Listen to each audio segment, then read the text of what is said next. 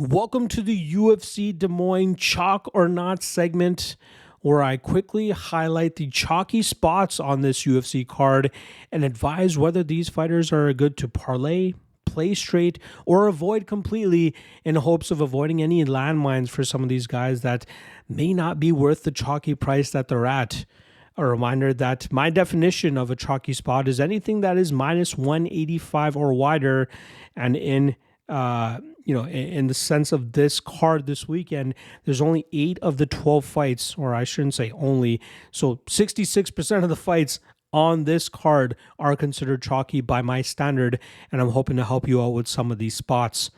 Another quick thank you and just appreciation for bearing with me as I transition my studio after this big move that I've had over the last few weeks. Studio is still not set up. It looks like absolute shit over here, so I'd rather not have the video on yet. Just give you guys this audio, with a little bit of the graphics.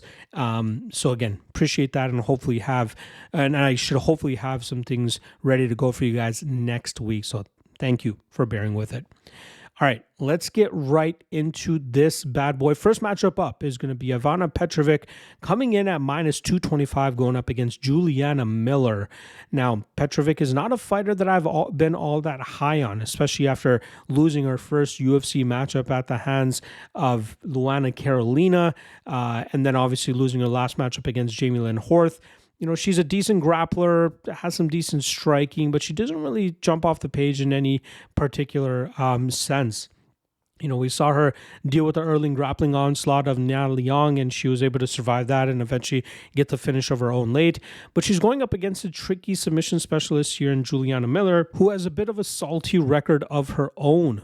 But I think that we're seeing Miller makes the adjustments and also being healthy enough now. Something that she's kind of talked about a lot over the last few years is that she has not been able to make it to the cage fully healthy. Now, obviously a lot of fighters don't go into fights healthy, but apparently what Miller was dealing with was very detrimental to her.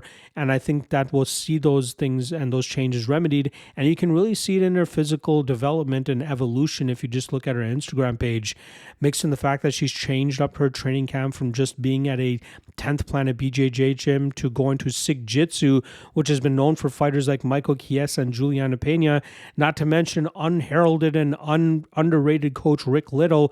I expect to see a better version of Juliana Miller this weekend, and I think that could cause Petrovic some problems here. And I know it's not a popular pick or popular prediction, but I think that we'll see Miller actually get to her game a little bit more effectively, and I think she could cause Petrovic some trouble here. So I'm gonna have to put Petrovic in the not chalk-worthy category, as already I don't think she's that great to begin with, and for her to be just about 70% indicated in this matchup, I would not agree with that, because I just don't think we've seen the best version of Juliana Miller yet, and I think that we'll see it actually this weekend, and she has the perfect matchup to showcase it against as well.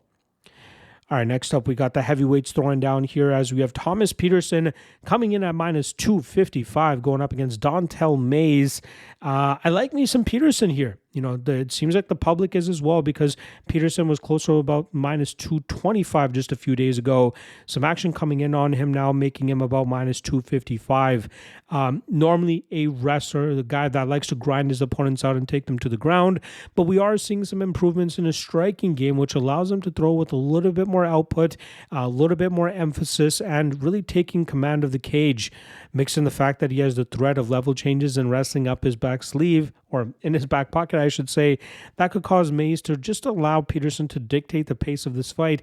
And we've often seen Mays do that, leading to him just letting opponents cruise against him and him losing fights. And I'm expecting that to happen once again here. And I really think Petersen has the chops. I don't think Mays has the knockout power to replicate what Shamil Gadziev was able to do. And I think we'll see Petersen just take control, take command of this fight, grind it out, win it on the scorecards. And that's why I believe he is chalk-worthy in this fight. You can parlay him with maybe something else later on this card. All right, next up, we got Jillian Robertson coming in at minus 300 going up against Marina Rodriguez. I'll keep this one quick. Robertson's grappling should be too much for Rodriguez. Rodriguez obviously has a striking advantage, but her lack of takedown defense and even worse, lack of get-up ability is going to, really haunt her in this matchup against a fighter in Robertson who's very aggressive once she's able to get those takedowns and get into a grappling position. And I think that'll eventually lead to Robertson actually finding a submission and getting Rodriguez out of there quickly. Again, on the feet, it could look sticky, but I believe in Robertson's ability to catch Rodriguez off guard, and she should be able to establish that dominant position, and I'd be surprised if she's not able to sink in a choke within the first 2 rounds. Thus, why I believe Robertson is chalk-worthy in this fight. All right, next up, we got Azamat Bekoev coming in at minus 380, going up against recent tough winner Ryan Loder. And this one has me scratching my head a little bit. Now, I get it. Russian, experience advantage, big win last time around in his short notice UFC debut against Zachary Reese. But Ryan Loder is a guy that can actually provide some resistance in the wrestling realm, which is where we've seen Bekoev struggle in the past, most notably that fight against Dylan Budka, where he won the LFA title. That was a fight that looked way closer on the scorecards than it should have been, especially with that fight, I believe, going to a split decision.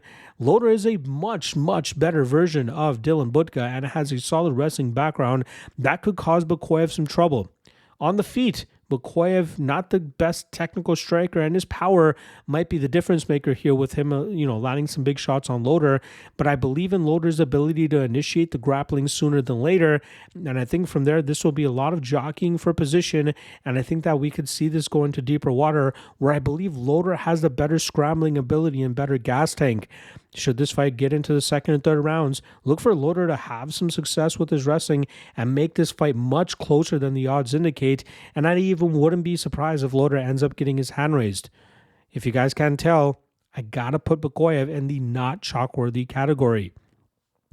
Next up, Mason Jones returns to the UFC and comes in as a minus 525 favorite against Jeremy Lil Heathen Stevens, who also makes his return to the UFC, mainly due to the fact that he was born in Des Moines, Iowa, and they thought it was a great idea to bring an entertaining fighter like him back into the fold, especially matching him up against another entertaining fighter like Mason Jones. Unfortunately for Stevens, he's going up against a very tough Mason Jones who has great durability and a much better grappling game, which is where I think Jones should be able to exploit Stevens. I think that Jones will start to trade with Stevens a little bit, eventually lulling him into a false sense of security, thinking that it's just going to be a striking matchup. And then from there, I think we see Jones change levels, get this fight to the ground, and I think he's able to find that submission within 2 rounds of this matchup.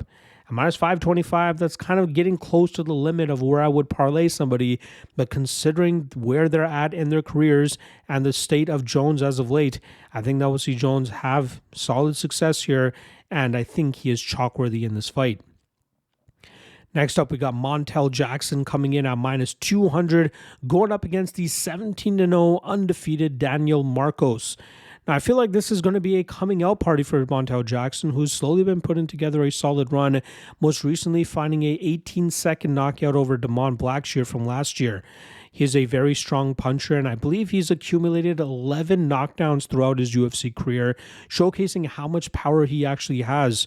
He also has a slick front choke game because of his long length and lankiness and lanky frame that he brings to the table, and his striking is obviously the best part of his game. I think that he can shut down the kicking game of Marcos, and I think he can also fend off the takedowns of Marcos if Marcos chooses that approach. And I think it'll eventually lead to Jackson landing that big shot and putting Marcos clean out. It might be competitive early, but look for Jackson to really start wearing Marcos down and eventually find that big shot to put him away.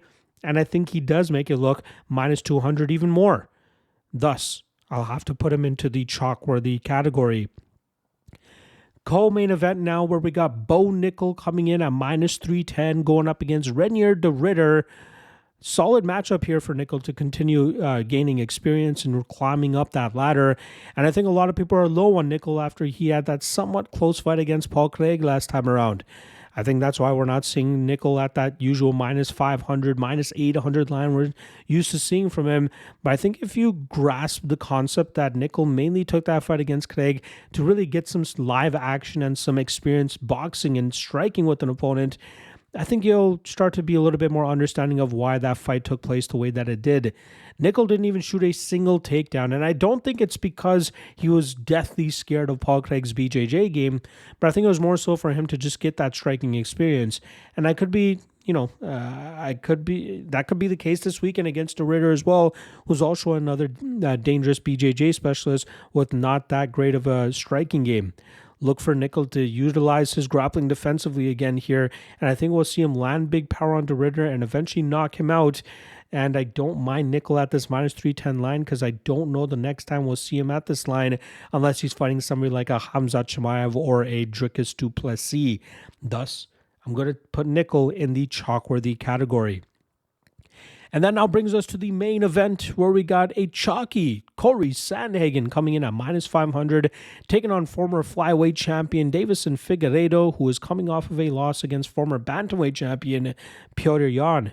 Now, I think this is a perfect stylistic for Corey Sandhagen, and there might be some success from Figgy in terms of his grappling and wrestling and trying to keep Sandhagen down, but I'd be surprised if he's able to do it for longer than a round and a half or 2 rounds. I think Sandhagen has showed, even in his last fight against Umar Nurmagomedov, that he can scramble well enough. His takedown defense is improving enough, and usually with the pace and pressure that he normally sets, I just don't see Figgy being able to make this competitive over 25 minutes. I think we'll see Sandhagen operate well from distance. I wouldn't even be surprised to see Sandhagen initiate some of his own wrestling, especially to set that pace and cause Figgy to start slowing down. I don't mind Sandhagen at this minus 500 line. Again, a lot of people are going to give some credit to Figgy, and for good reason, but I just don't think this is a good enough stylistic matchup for him to pull off this upset, hence why I have to put Corey Sandhagen in the chalk-worthy category. There you guys go. Chalk or not for UFC Des Moines. Reminder, we also have PFL going down on Thursday. I just dropped the full card breakdown on the YouTube page, so make sure you guys check that out if you're interested in some PFL. Otherwise, I'll see you guys again tomorrow for the quick picks video. That's about it. See you guys then. Peace.